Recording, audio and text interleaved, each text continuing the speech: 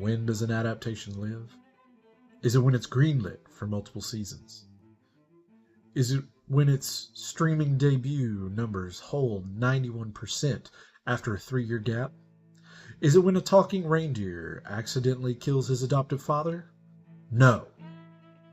It's when the people making it actually care about what they're making.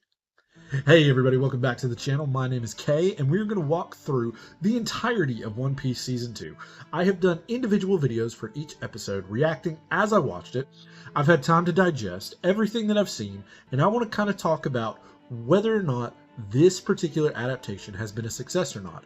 And I think it goes without saying, and I'm giving the bag away here a little bit, it has been a success. But let's talk about that, why it's been successful, and some of the things where I think there's potential to grow.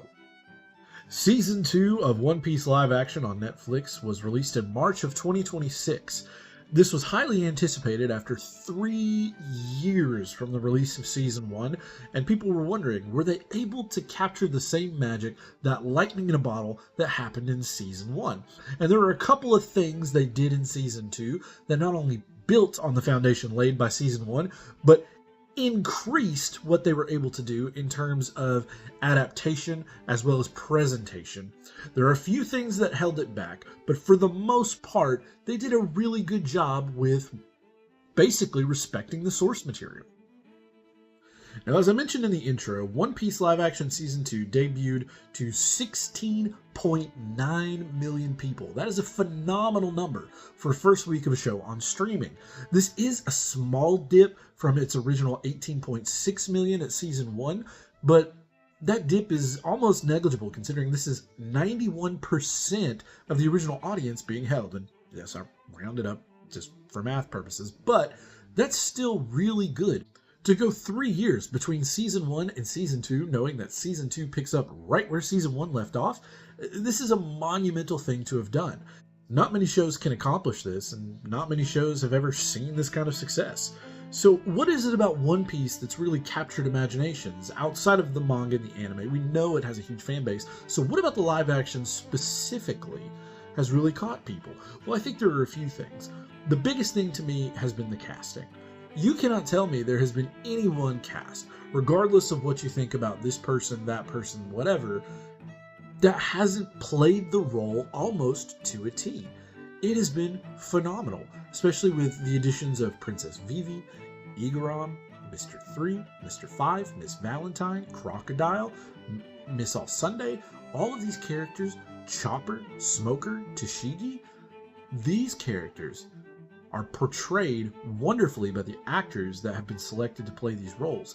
They are comic book accurate. Not only are they written well in association with the character, but they are acted well.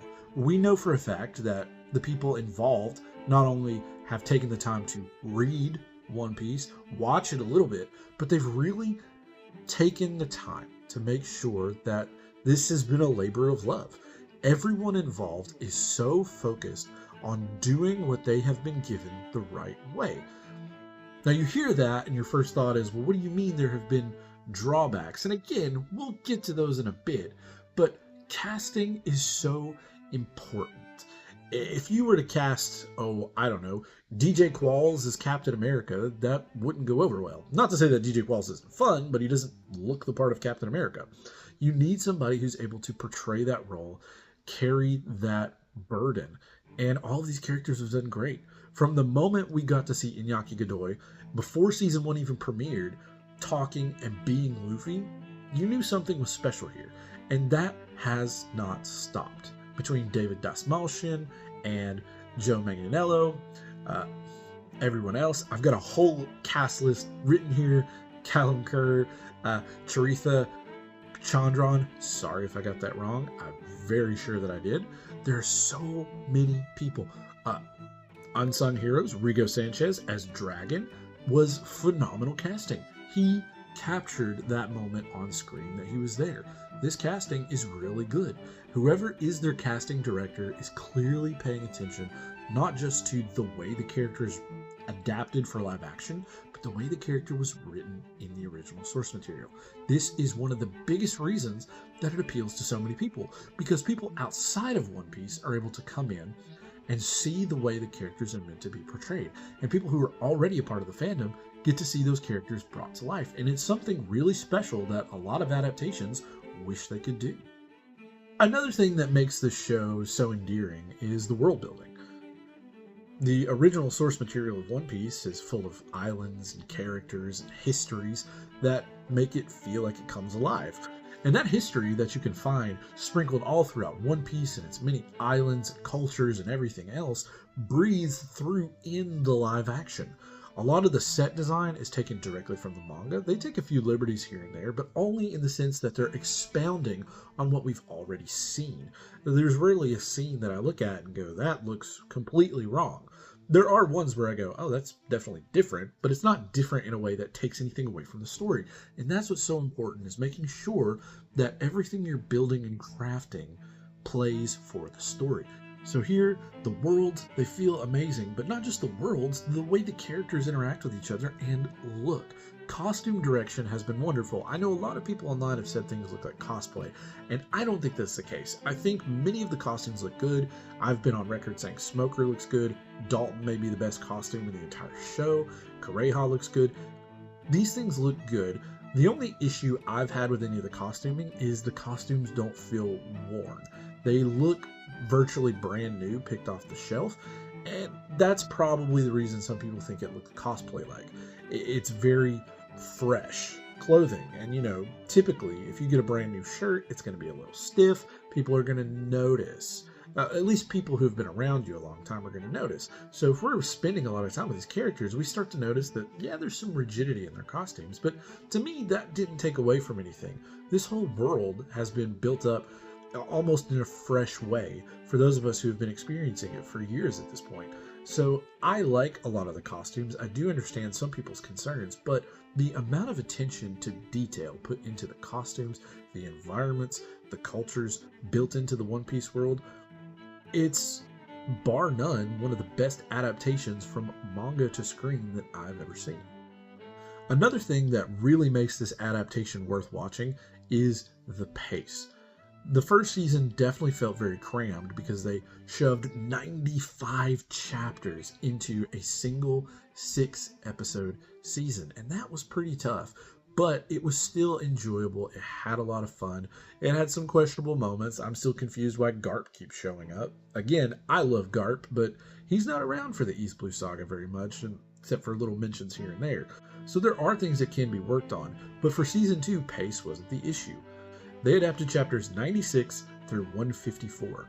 That's a pretty sizable chunk, but given the stories that are told, they were able to take these chapters and essentially boil them down into a digestible, fun adventure. I don't feel like anything's really lost in the size of the season, considering they got 8 episodes this season, as well as kind of shortened the amount of chapters that they actually adapted. They were able to give a lot more attention to certain story beats. That's one of the reasons that I think the Alabasta arc is going to work really well. If they continue with 8 episodes and they take the entirety of the Alabasta arc, that is a huge chunk of chapters, but you're taking 8 episodes dedicated to one plot thread, one storyline that, yes, has other threads weaved into it, but the main focus will still be the main thing. And they've shown that with a little more attention, they can really do some good work with what they have. So when we talk about the costumes and the set design and everything that they've done, one of the things we do need to talk about is the use of computer graphics as well as practical effects to make the world of One Piece come to life. There are plenty of things to like here, but there's also some things that really hold this back. If we're looking at computer-generated things alone, Chopper is one of the best computer-generated things that we've seen in a long time, on the small screen anyway. We've had incredible CG characters like Sonic the Hedgehog and the rest of his companions, but this is the first time on TV we've really had a character that felt like this. I know the dragons in the Game of Thrones series look really good, but to have a character that's emotive, furry, friendly, all the different things that Chopper is, the intelligence as well as the ability to emote with an actor who's on screen, this is really good. The dinosaurs on Little Garden, they look pretty good. You can tell they're computer generated a little, but it's not that bad. Smoker has one of the best looking powers that they've ever put in the show. The smoke effects have really done well. Luffy's stretching looks better in this season, but this is kind of a drawback because, yes, his stretching looks better, but there's not a lot of it. He rarely fights, and when he does, he's not stretching too much. It's typically just normal fighting, or you have the scene like where he gets taken down by Smoker in Logtown. Yes, he gets to do a Gum Gum Gatling, but yeah, that's about it. So we didn't get to see Luffy fighting as much, and that's kind of a drawback for me. But that doesn't mean that the graphics they used for it looked bad. Now, some of the effects still look really good, such as the Sakura Blossoms over Drum Kingdom right towards the end of episode 8 looks really good. The effect on Wapple's mouth, it looks really good. So there's not a lot of drawback there. But the practical effects are where things start to lose me.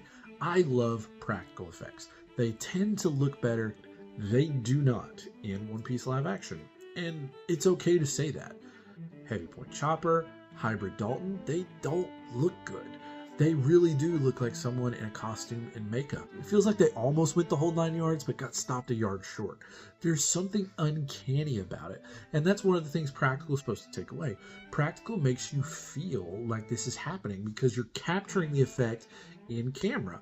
It's really hard to capture the effect of a guy who turns into a bison or a reindeer turning into a man-reindeer hybrid kind of thing in camera because those things don't exist.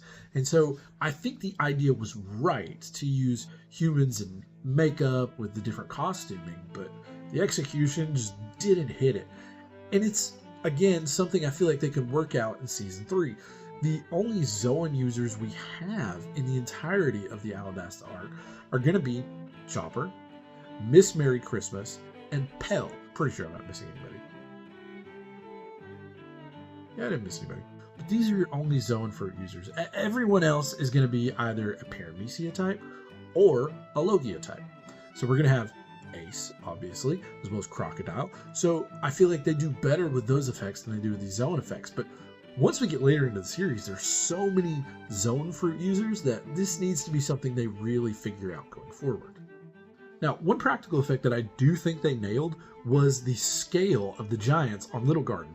They used, yes, some CG, and you can definitely tell where some of that is, but not always. But a lot of times they used forced perspective. This is a great camera trick where everybody knows, everybody's seen Lord of the Rings, how they made the hobbits look smaller than everybody else. This is one of those great tricks that you can do to make something feel giant or something feel small. And I was very happy to see that done here in the series. Now, speaking of Lord of the Rings is the epitome of an adaptation. Yes, when they created the Lord of the Rings movies, they absolutely had to cut things for time. They had to condense some things. I mean, poor Glorfindel gets completely cut out of it. Is that necessary? Maybe, maybe not. But what I do know is the end result tells Tolkien's story all the way from Fellowship of the Ring, through Two Towers, through Return of the King, in what is almost a flawless execution. If anything, I was sad that it ended, and the book itself has an ending. So one of the things that has always stuck with me is that Peter Jackson mentions that they didn't stop to think how they wanted to do this film in terms of how do I get this message or this point, how do I do this or that. Their real focus was what would Tolkien's story say here? How do we make sure that this story plays the way that it does in the books? And I think this is a phenomenal way of adapting something because it's the only way to adapt something. There are moments in One Piece where they absolutely look at the source material and go, let's either adapt it scene for scene, or let's do something that's approximately in the spirit or the vein of the story. Let's cut some things out that, yeah, they're great things, but they're not really going to make the live action better, and they're not going to take away from the story. There are moments that are done phenomenally well for this. One of the biggest ones that I think of is condensing Dory and Broggy's duel from 2 fights to 1. You still get all of the story beats that are in the original. However, you've cut out a huge swath of extra time that you can't dedicate to. This is adaptation the way it's meant to be done. When I see that fight on Little Garden between Dory and Broggy, and I know the things that they cut and I know the things that they combined, I don't get taken out of the story at all. And as someone who's very familiar with the source material, I don't miss any of it in the sense that I didn't feel like anything taken out was necessary. I don't feel like anything added was unnecessary. It was one of the best segments of the entire show. I've gone on record saying that episodes 3, 4, 6, and 7 are the best of the entire season. That's not to say anything bad about episodes 1 or anything else, but 6, 7, 3, and 4, top of the charts in this entire season on well done episodes. Now, what's interesting, though, is Peter Jackson also did the Hobbit trilogy. Anyone familiar with the Hobbit trilogy knows that they really lost the plot what seemed fairly early on. They forewent a lot of their practical effects for newer CG effects. Now, granted, Weta Digital is incredible at what they do, and they've created so many effects, but relying on CG when one of the magics of that world was doing everything practical and in camera did hurt a lot of the film. Not only that, but a lot of the story beats, changing things like who killed the father of Azog the Defiler? How does Thorin get his name? Everything that just didn't make sense to change, things that were unnecessary, such as making Legolas a bigger part of the story than he was, creating the character of Turiel, forcing this weird dwarf-elf romance that doesn't exist anywhere in the canon. None of these things served the story purpose, and that's also one of the drawbacks of live-action One Piece. Through the entirety of my reviews, I've said nothing needs to be one-to-one. However, there does need to be a respect for the story that you're telling. And I'm not saying they didn't respect it. I'm saying some of the choices made just didn't feel like One Piece to me. One episode that people continually praise is episode 2, where Luffy sings to Laboon, and lots of people say that they cried watching that scene. This scene is completely different from the manga. And again, completely different isn't bad, but this completely missed the point of Luffy and Laboon. Laboon lost the people most important to him because the Grand Line is that dangerous. What's going to make Laboon feel better about someone coming back to see him? It's not going to be you singing a song to him that his original crewmate sang. That may bond you guys together and let you have a conversation. But to really know that you are capable of keeping your promise, you have to be able to beat Laboon. And that's the whole purpose of Luffy and Laboon's fight. A lot of people say that's unnecessary, but to me, that's the only way you end this. Not only with Laboon thinking, yeah, that guy's definitely coming back, but when you get to Brook later in Thriller Bark, and he is ready to see Laboon again, it's the only way you, as the audience, feel that promise of, yeah, Luffy's bringing him back to Laboon. This is happening. Now, I've said episode 8 is the worst adaptation of them all, and that feels bad considering it's the season finale. There are some good things at the very end, but the majority of the episode, they didn't really keep the spirit of everything going. They really just wanted to kind of make everybody shine. Everybody's the hero. Everybody fights. Everything gets muddled down in the idea that really this was Luffy showing that Wapol was A, not a threat, but B, able to take care of those that really want to put their trust in him, including Tony Chopper. There's a lot of things here that were missed in terms of plot and characterization that really I don't think the live action served very well. One of the biggest changes here was making everyone else fight and get stronger and look cooler on screen, but having Luffy have very little fight time. The one time we get to see Luffy really fight towards the beginning, he fights Buggy and Alvida. His punches can't hit Alvida, and he gets captured. Then we see him fight Smoker, and Smoker captures him. Granted, this stuff happens in the manga, but on Whiskey Peak, yes, Zoro takes out the 100 bounty hunters, but originally, in the manga version, what happens is Luffy and Zoro fight because Luffy thinks Zoro has hurt people who have genuinely taken care of him and his crew. Some people say it's goofy. I think it's very good plot for who these characters are, but it shows you how Luffy and Zoro are so close in prowess, especially after Zoro 1v1s 100 different Baroque Works agents. You need that to remind you of who Luffy is and what his standing on this crew is. As great an episode as episode 4 was, episode 5 has a very strange thing of Luffy going to fight Mr. 3, and when he does, rather than have the moment he has in the manga where he's immediately able to figure out which of the wax statues is the real Mr. 3, that doesn't happen here. Instead, he gets confused and he has to keep chasing. This moment is important to show Luffy's battle prowess and his ability to hold up after something as embarrassing as what happens with Miss Golden Week.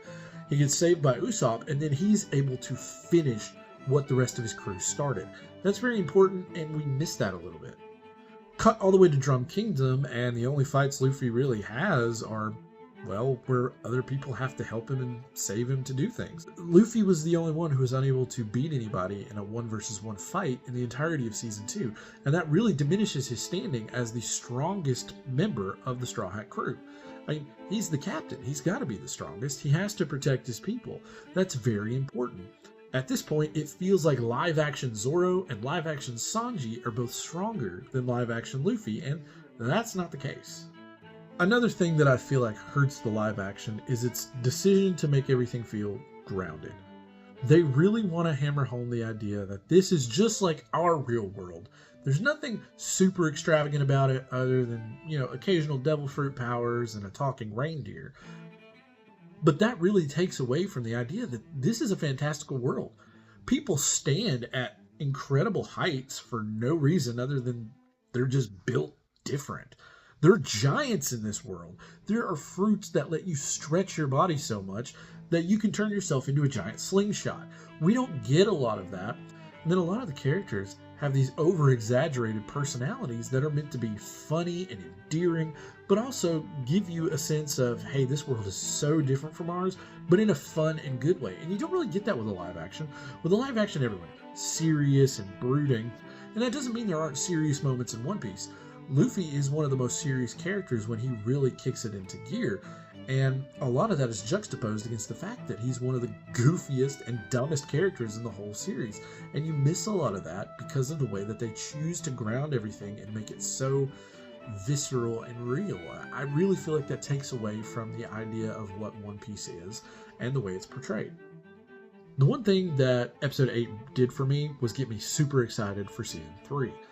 The whole first part of One Piece feels like it builds up to Alabasta in the manga and the anime, and it really feels like it does that here too. I'm so excited to see what happens, getting to see Crocodile and getting to see Miss Elf Sunday and hear her called Nico Robin. All of these things feel really cool. Getting to see some of the future castings, such as the castings for Ace and Daz Bones, they look phenomenal. I couldn't think of a better casting for Ace, honestly, if I'm really thinking about it. That guy should never fire his agent because he's getting him the perfect jobs and the best work, so kudos to him. But there's a lot of good coming down the pipe in One Piece, and I think what they've done with things like Episodes 1 and Episode 3, sure. But Episodes 4, 6, and 7, what they were able to do with those episodes, if they can take that magic, that lightning in a bottle that they caught, the fire they caught in Season 1, and do that over the course of Season 3, which is already being filmed, by the way. We're going to get that a lot sooner than we got Season 2 after Season 1. They're really going to have something special. When I think of special, I do think of Lord of the Rings. It is my favorite adaptation of all time. It is my favorite book series of all time. It's the most endearing story that I've read that's been written in the 1900s, and I know people are going to argue with that, but there's something telling about this world built by Tolkien that has captured the imaginations of so many people all over the globe in so many different languages, and the depth at which he did it. And those first 3 Peter Jackson films did a great job of capturing everything that's in Tolkien's Legendarium and putting it on screen. For One Piece, the first 2 seasons do a really good job of that. There are things, like I said, things that I would change, things that I don't think were the best, but there's also things that are great and things you can build on. So far, the only real anime adaptation we have that translated to screen really well was Alita Battle Angel, and we're not even getting a sequel for that, at least not anytime soon. With all the disappointing adaptations that have been out there, One Piece has bucked the trend of being bad, not having a good second season, not staying true to the story. They've done everything that people were afraid they couldn't do. They've laughed in the face of death, such as Luffy on the execution platform, and they've succeeded. Now, it hasn't been without its flaws, but that doesn't mean that it hasn't succeeded. I feel like some people take away the fact that I don't like the live-action One Piece. That's further from the truth. I'm going to be more critical than a lot of people because I want this to succeed. I want it to be good, and I want them to adapt the work in such a way that people really understand what this world is about. One of the great things adaptations do is they get people involved in the original material. So many people have started either reading One Piece or watching the anime because of this show. It's expanded the fandom so much that who knows where it's going to take off from here. The job isn't to get more people involved, but it's one of the secondary effects. The job is to tell the story well. The second thing that's going to happen is people flock to the original, and that's happening. I see it everywhere. And so I'm excited for what's coming in One Piece Season 3. Now, when you look to the chronically on the line, there are two different ways of looking at One Piece. There are the people who say that this adaptation was terrible and there's nothing redeeming about it, that everything they've done is bad. Those people are lying. They're too upset about certain changes made. This is a very good adaptation, and you can't get away with that. The other people are also saying this is 10 out of 10. It's a perfect adaptation. Nothing has ever been better. I disagree. I think there have been better stories told based on original material. I think there are better shows than live action One Piece. But that doesn't mean that live action One Piece is a failure. This is unprecedented. We have never seen a manga get turned into a live action that has dominated globally. This is impressive, to say the least. And whether the first two seasons are perfect or absolutely terrible, they've done something no one thought was ever possible. And I'm glad that we've got to see it, experience it together. So my final rating of One Piece live action season 2, I kind of went back and forth on this. I was on the fence between two different numbers, but I've decided it's a 7 out of 10. A lot of great things have come from it. Definitely room to grow. I'm excited for the next season. So you let me know what you think in the comments, where you agree, disagree, anything I missed, anything that you think was wrong. But let's talk about it. Make sure that you're subscribed, hit that like button, share this with your friends, and I'll see you in the next one. One Piece Season 3 is coming for me. I'm ready. I'm ready. How long are we going to wait for that?